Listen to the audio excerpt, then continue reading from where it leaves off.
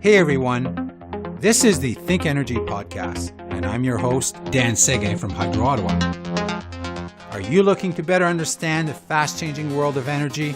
Well, the ThinkEnergy podcast isn't your ordinary energy show. Every 2 weeks, we take you on a tour and discuss, through a communication lens, some of the coolest trends, emerging technologies, and latest innovations.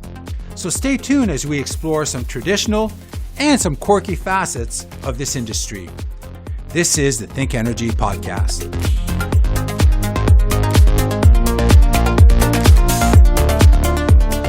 Hey everyone, welcome to episode 14 of the ThinkEnergy podcast. We have a great one for you today. Within the energy sector, we've seen numerous companies rise and fall when confronted by crises they were unprepared for. As climate change, spills, cyber attacks, and other threats wreak havoc, energy companies from around the world are finding themselves more susceptible to dealing with crises on a regular basis. Here's today's big question. If your phone rings tomorrow and you are suddenly confronted with a crisis, are you and your business prepared to handle it? Do you know what steps to take to mitigate that damage? Joining me today, I have the leading authority on crisis preparedness, reputation management, and brand protection. She is the author of Crisis Ready, Building an Invincible Brand in an Uncertain World. My very special guest today has worked with NATO, Ministries of Foreign Affairs, and Defense.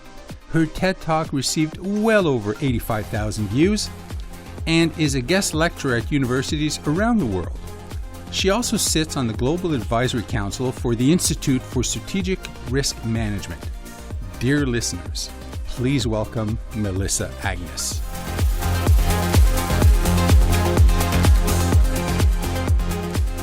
Hey Melissa, I'm so grateful you could join me today. Maybe you can start by sharing with our listeners your journey into crisis management. What's a crisis management strategist, and how did you get where you are now? What a great question. Okay, what do? I do a lot. I help organizations build in what I call a crisis-ready culture.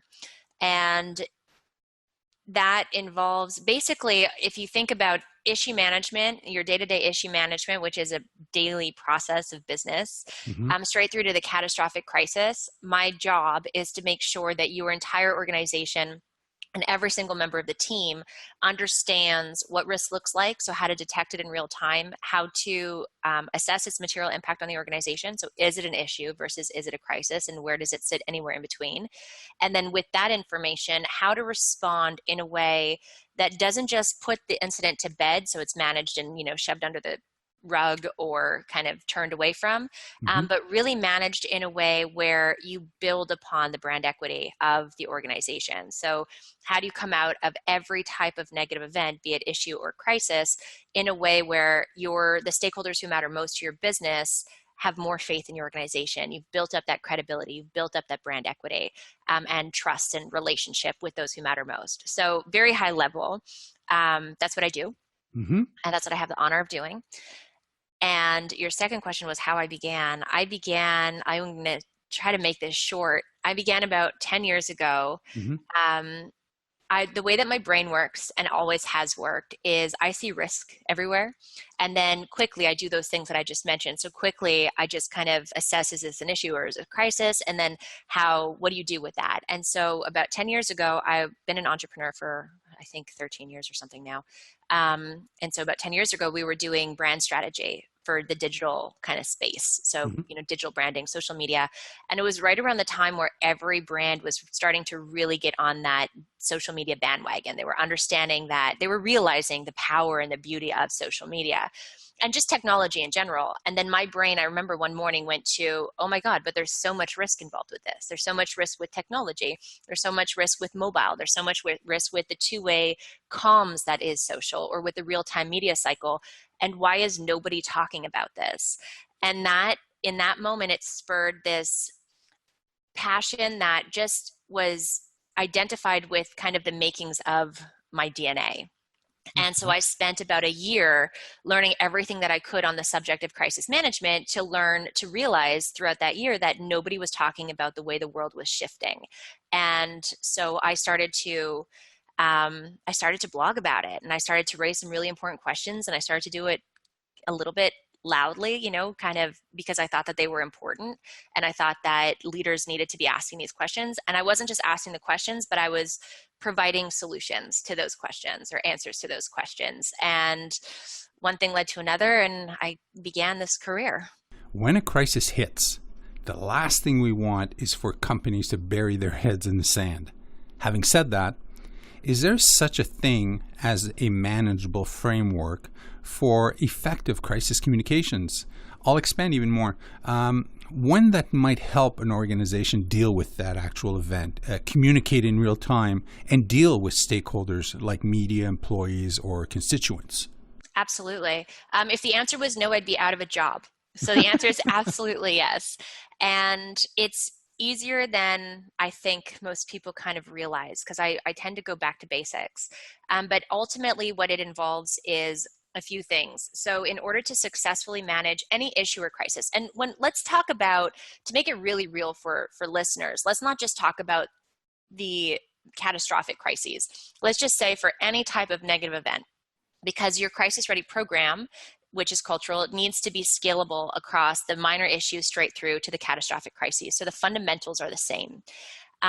So really what it takes in order to achieve successful incident management, negative incident management we can call it, is the right actions to be taken to address and respond to the incident, and simultaneously for the right communications to be executed on, to be communicated.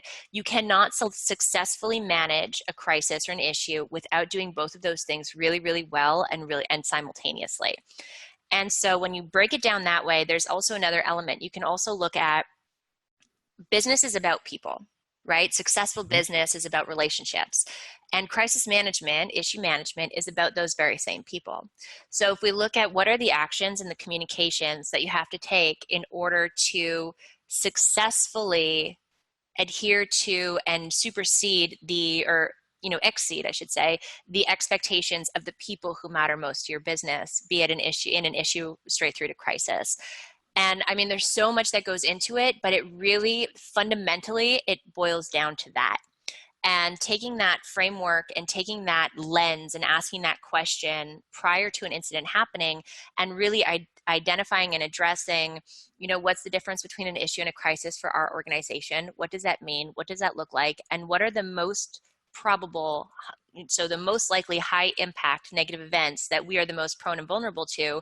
And what do the people who matter to our business and every element of those people, every category of stakeholder group, what do they expect of us? And how can we meet, if not exceed, those expectations? What do we need to do today in order to take the right actions and communicate effectively in the event of those likely scenarios? In a timely manner. In a that's kind of when you look at what do they expect timely communication. They expect there's a series of things that stakeholders expect today, and actually those expectations have grown into demands. And if you don't meet those demands in this day and age, you will fail.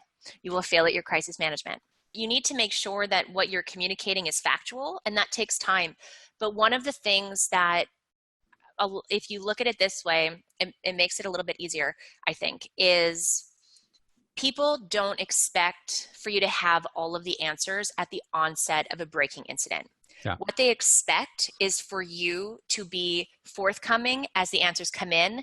They expect for you to listen and to validate their concerns and to care about what matters to them, how the incident is impacting them, and to show that through your actions and your communications that you do. So if you look at it through that lens, then if the longer we take to effectively respond to an incident, three things happen. The more control over the narrative you lose, so the more it becomes everybody else's story but yours. The more trust and credibility you lose, and the more what I call crisis response penalty you suffer. And the crisis response penalty is mitigatable. That's not a word, I don't think, but it's preventable. Typically, the crisis response penalty is a penalty that you suffered as a result of ineffective crisis management.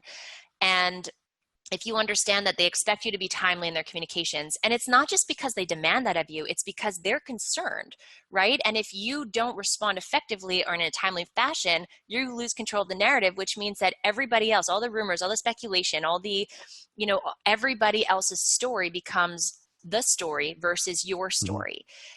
But it's not about having all of the answers. It's about being present and committed to what your stakeholders care about and being a part of that dialogue, a part of that communication or that discussion right from the start. It's pretty safe to say then that maintaining your social license to operate is vital for organizations. How does one safeguard its reputation?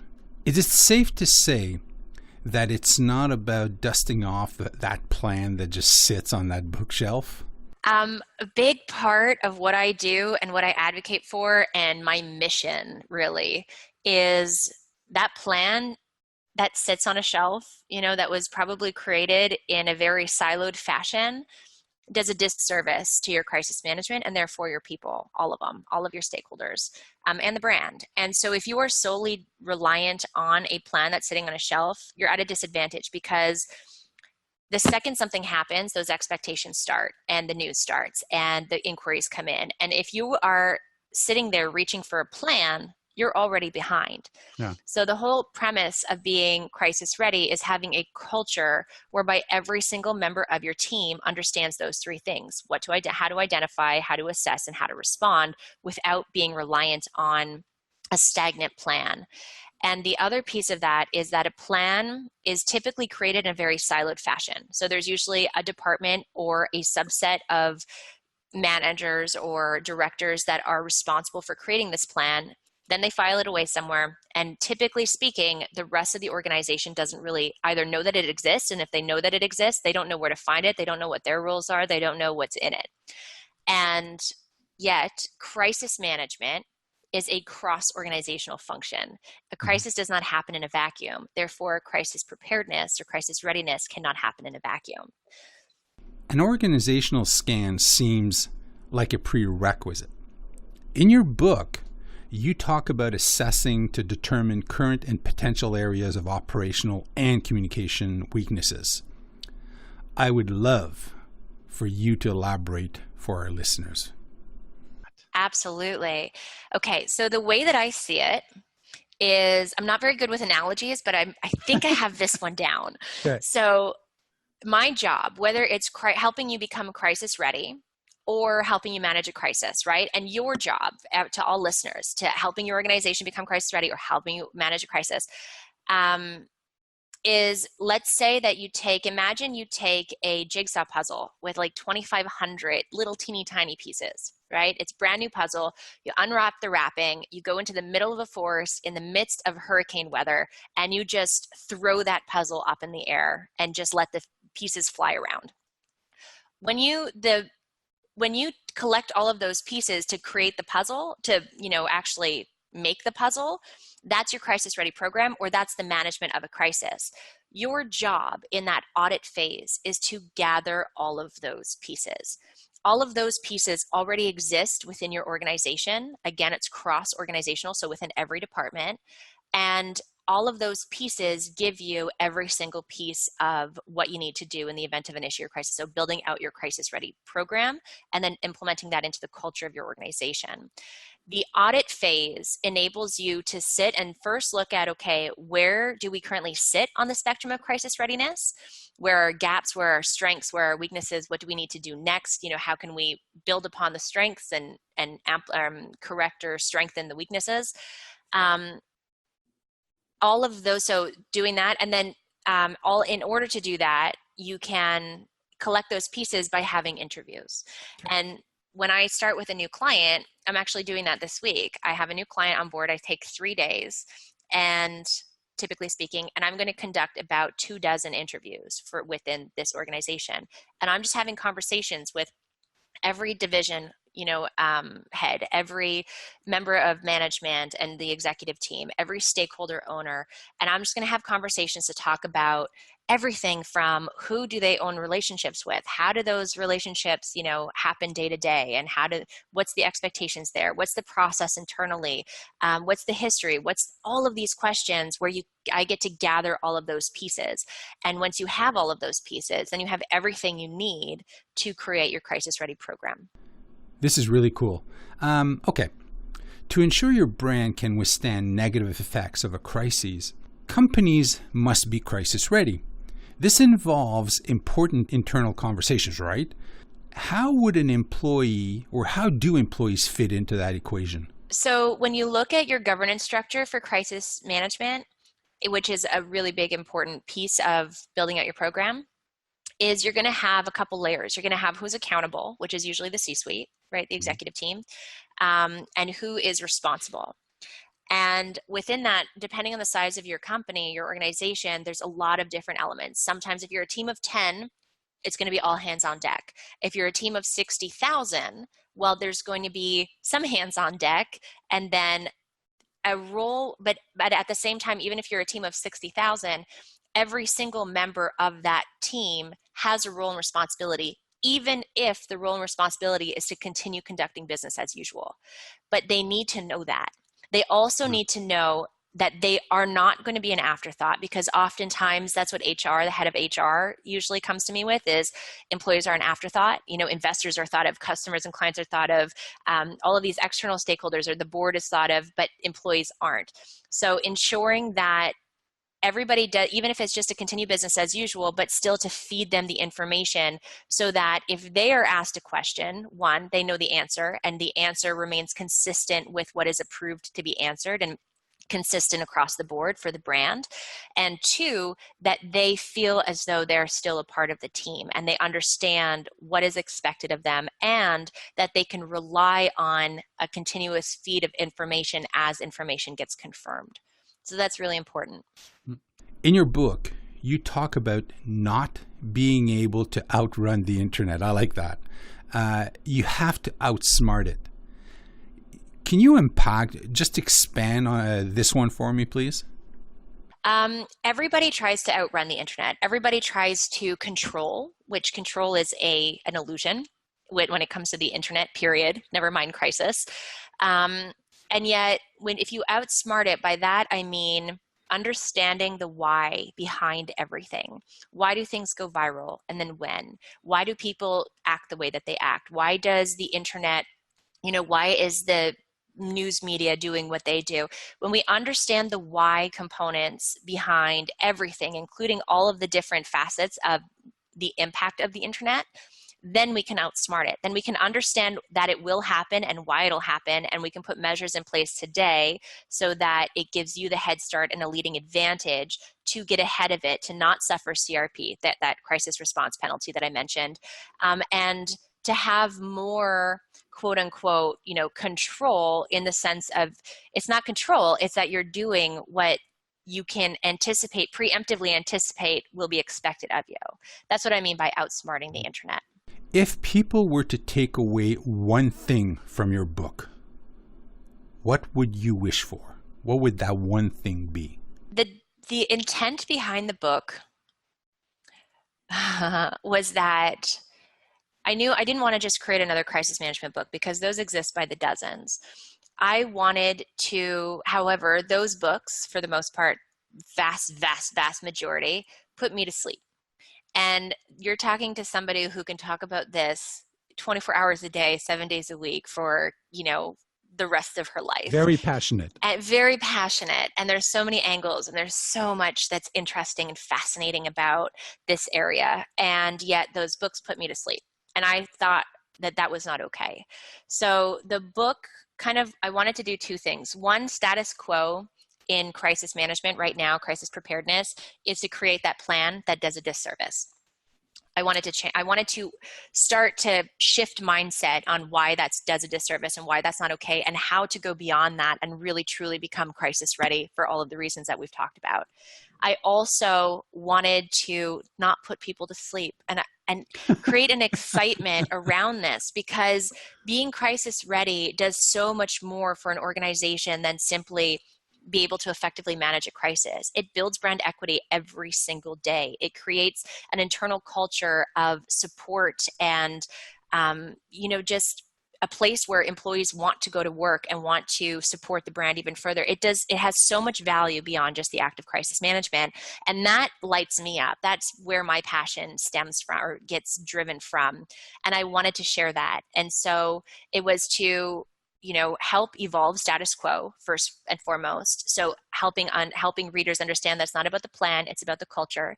And then second part was that it is less cumbersome and less abstract and, just than it may seem to be, and to empower people to be able to start to do that today. And I'm really, really blessed when people come to me and they say, oh my goodness, your book lit me up. I'm so motivated to do this. And I've got, leadership on board, and we're doing this, and we're reaping the rewards. We're seeing the value for the brand every day. And that was the intent behind the book. I'm assuming you travel quite a bit. Who would be your dream seatmate on your next flight?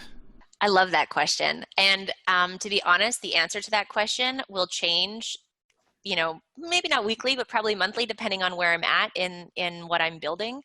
This week, I'm reading a fascinating book called Zucked: Waking Up to the Facebook Catastrophe, by Roger McNamee. And I would love for him to sit next to me on a plane, actually. And I intend to have some really great conversations with him once I'm finished his book. So today, that's my answer. So here's my last question, Melissa. What keeps you up at night? The thing that keeps me up at night is what I'm building. I am launching something new in the new year, in 2020, that it aims to revolutionize my industry. And that is something where, in the middle of the night, I'll put my computer away and say, okay, it's time to go to bed, because, you're up at 5 a.m. to meet your trainer. And then I'll put my computer away, and then I'll just reach for it and be like, no, just 30 more minutes, just 30 more minutes. So that is what is fueling my energy right now. Folks, if you're looking for that roadmap to crisis readiness, head on over to Amazon and get Melissa's book, Crisis Ready: Building an Invincible Brand in an Uncertain World. It's gold. I've gone through it. It is gold. Melissa, thank you so much for joining us today. If someone wanted to reach out to you, just connect, how would they connect? melissaagnes.com. You can find everything there, but reach out, melissa@melissaagnes.com. It's pretty simple, and I promise to respond, and I can't wait to hear from you. Thank you very much for your time today. Thanks to you, Dan. We hope you enjoyed this episode of Think Energy. If so, please head on over to iTunes to rate, review, and subscribe. Also, be sure to tell your friends and colleagues about us. It's very much appreciated. We'd love to hear from you, so check us out on hydroottawa.com. Thank you for listening.